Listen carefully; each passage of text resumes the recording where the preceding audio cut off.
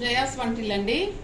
ఈరోజు పాలమిగడ ఉంటుంది కదండి, వెన్న చేద్దాం అనుకుంటున్నానండి. ఇగోండి చూసారా, మనం మిగడ తీసి ఫ్రిడ్జ్లో పెడితే ఇలా గట్టిగా అవుతుంది. డ్రీలో పెట్టాలండి. కాసేపు బయట పెడితే ఇలా కూలింగ్ అయి తగ్గి మనకి గడ్డ తగ్గుతుంది. అప్పుడు దీన్ని మిక్సీ చేయాలండి. జ్యూసర్లో కానీ మన మిక్సీ జార్లో కానీ ఏదో దాంట్లో వేసుకోవచ్చండి. ఇలా వేసి మనం మిక్సీ కొడితే మనకి వెన్న వస్తుందండి. ఇగోండి ఇలా గిన్నెలో వేసానండి. మిక్సీ జార్లో మన జ్యూసర్లో వేసానండి. నేను ఏదైనా పర్లేదు, మిక్సీ జార్ అయినా పర్లేదు, జ్యూసర్ అయినా పర్లేదు.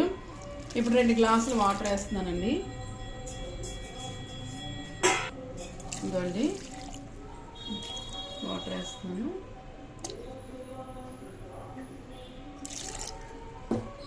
మూత పెట్టేస్తున్నానండి. మిక్సీ కొడదాం. ఇదిగోండి ఇలా చూసారా మనకి ఎలా వచ్చిందో వెన్న. 5 నిమిషాలు మనం గ్రైండర్ చేసామండి. చూసారండి, మనకి కూలింగ్ ఉండగానే వేయాలండి. అప్పుడు మనకి మంచిగా ఉంటుంది. ఇలాగ వస్తుంది చూసారా ఎంత బాగా వచ్చిందో. నాకు 10 రోజులు మిగడండి అది.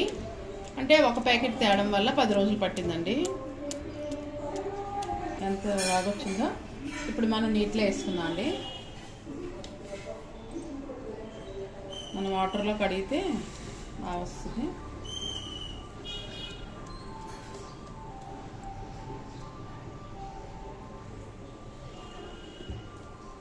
ఇదిగోండి ఇలా కొద్దిగా మనం నీటిలో వాష్ చేయాలండి. ఇలా బాగా కడిగితే మనకి తెల్లగా వస్తుందండి. ఇదిగోండి మిగడ మన వెన్న చూసారా ఎంత బాగా వచ్చిందో. ఇప్పుడు ఆ వాటర్ వంపేద్దామండి.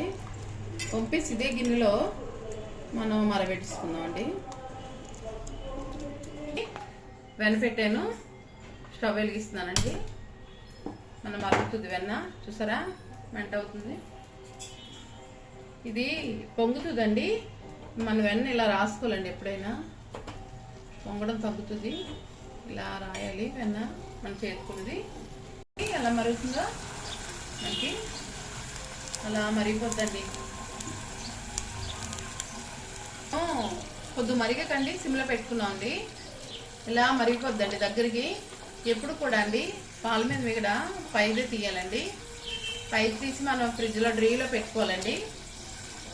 ఇలాంటి దాంట్లో వేసుకొని డ్రీలో పెట్టుకోవాలండి. లేకపోతే ప్లాస్టిక్ అయినా పర్లేదు, ఏదో ఒకటి. ఈ కప్పులు లేకపోయినా ఏదో ఒక ప్లాస్టిక్లో పెట్టుకొని డ్రీలో పెట్టించుకుంటే మనకి ఎన్నాళ్ళైనా ఉంటుందండి మిగడ. డ్రీలో పెట్టడం వల్ల ఫ్రిడ్జ్లో పెట్టించుకుంటే చూడండి ఎలా మరుగుతుందో. మన నెయ్యి మంచి వాసన వచ్చే వరకు మరిగించాలండి. మంచి కలర్ వచ్చే వరకు అండి. మన నెయ్యి మరిగిపోయింది. ఇప్పుడు ఒక చిన్నది పసుపు వేస్తున్నానండి. చిటికెడు పసుపు పడిస్తానండి, మనకి బాగుంటుంది. ఓకే, ఒక తమలపాకు వేస్తున్నానండి.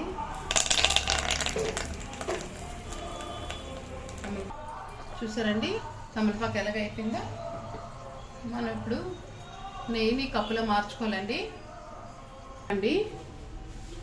మనం ఈ ప్రాసెస్ అంతా చేయడానికి 1 గంట పట్టిందండి. మనకి నెయ్యి పట్టుకొసుకుంటున్నాం. చూసారా ఎంత బాగా వచ్చిందో.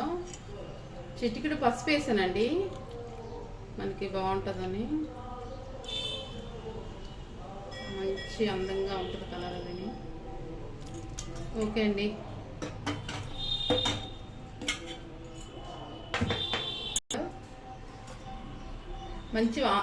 మంచిగా ఉంటుందండి తమలపాకు వేస్తే అలాగా, అందుకని వేసాను. ఇదిగోండి మన నెయ్యి రెడీ అండి. చూడండి, చేయండి, చెప్పండి. నెయ్యి ఎలా తయారు చేశానో చూపించాను మీకు. నెక్స్ట్ వీడియో కలుద్దామండి. బాయ్ అండి.